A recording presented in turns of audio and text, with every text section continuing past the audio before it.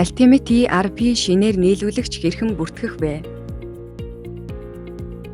Санхүүгийн менежмент зэснээс өгүүлгийг сонгож дарна. Бүртгэл хэсэгт нийлүүлэгч гэснийг сонгоно. Нэмэх тэмдэг дээр даран бүртгэл хийх төлөвт шилжинэ.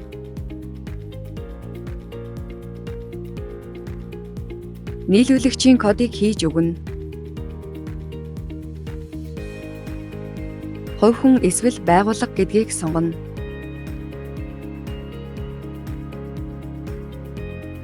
Нэмүү үртгийн албан татвар төлөгч бол нэмүү үртгийн албан татвар төлөгч эсхийг чиглэнэ. Овог нэр.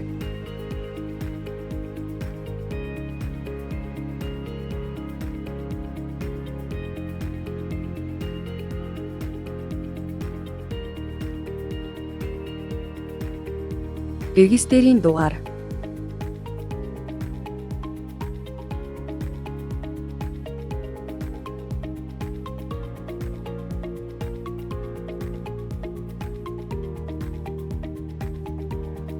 Нийлүүлэгчийн ангиллаа сонгоно уу?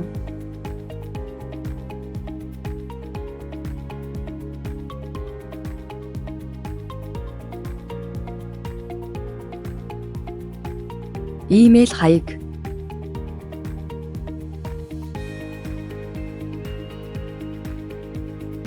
Захиалга өгөх замаа сонгоно.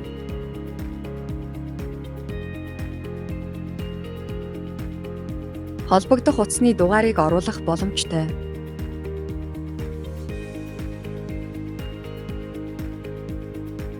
Нийлүүлэгчтэй хийсэн гэрээний дугаарыг бүртгэнэ. Нийлүүлэгчтэй гэрээ байгуулж хувь тохирсон бол энэ талбарт гэрээний хувь оруулж өгнө. Байгууллага үед тухайн байгууллагын холбогдох хүнийг бүртгэнэ.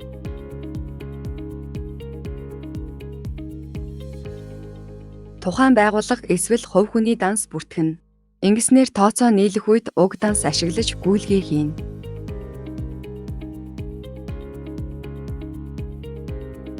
Хадгалах товчийг дарна. Амжилттай бүртгэл хийгдлээ.